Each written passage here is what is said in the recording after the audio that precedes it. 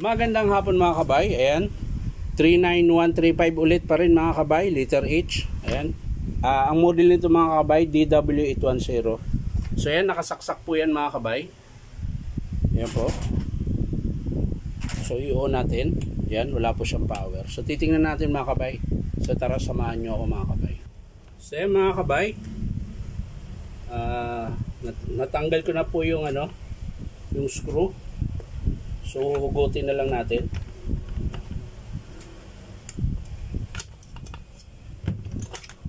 Ayan.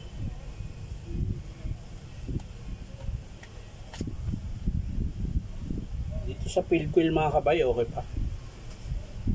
Ayan, wala po siyang palag. Ayun. Ito po yung sira mga kabay. Yan. Ayan, papakita ko po sa inyo mga kabay para kitang kita nyo po. Ayan, yan po yung sira mga kabay. 1, 2, 3, yan, tatlong bar na yan mga kabay. Yun po yung sira nya. Ayan. So ang estimate natin dito mga kabay sa grinder na to, armature, yung bearing nya okay pa, sa harap okay din. Tapos carbon brush. Ayan. Sa cord niya mga kabay, pwede pa. Ayan. Bali ayusin na lang natin yung dugtong na to.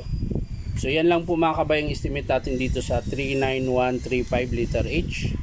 Ayan, bali armature lang po tsaka carbon brush. So hindi ko na po ipapakita ang bubuin, papakita ko na lang sa inyo mga kabay kapag in-approve ng customer. So yan lang po mga kabay, maraming salamat. Bye.